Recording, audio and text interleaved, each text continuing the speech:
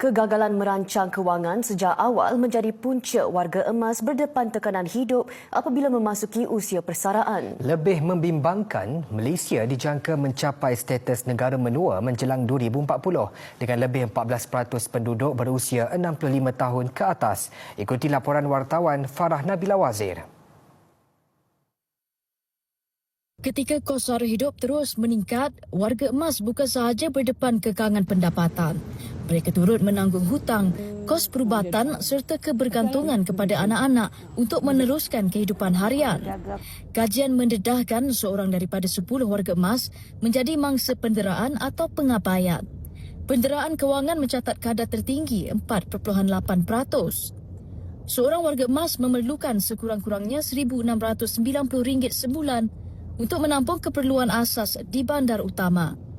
Namun statistik kumpulan wang simpanan pekerja KWSP menunjukkan separuh daripada pecarum berusia 55 tahun memiliki baki simpanan kurang daripada RM10,000.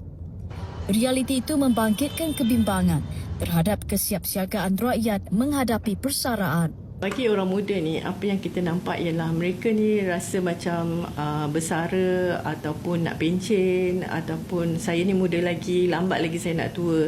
So there is no need untuk fikir ataupun merancang dari segi kewangan masa hadapan mereka lah.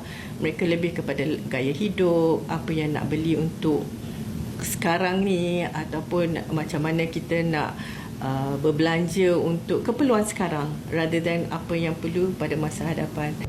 Cenderung menggunakan pembiayaan jangka pendek seperti buy now pay later dan kad kredit menjadi punca kestabilan kewangan terhakis.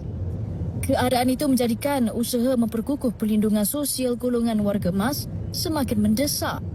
In order untuk kita belanja 2/3 gaji terakhir kita setiap bulan, alright, kita kena simpan 1/3 gaji sekarang. So RM2,690 sebulan. Itu orang kata mencukupi untuk mereka ataupun orang tua menjalani gaya hidup yang sihat. Pengenalan Akta Penjagaan Ibu Bapa Oktober depan dilihat langkah penting dalam memastikan golongan berusia mendapat perlindungan selain mengurangkan risiko eksploitasi kewangan. Dengan lebih 11% penduduk berusia 60 tahun ke atas, cabaran terbesar bukan sekadar penjagaan warga emas tetapi kelangsungan hidup mereka. Hakikatnya, simpanan RM10,000 hanya boleh menyediakan RM42 sebulan ketika persaraan, jauh daripada mencukupi untuk menampung kos sara hidup.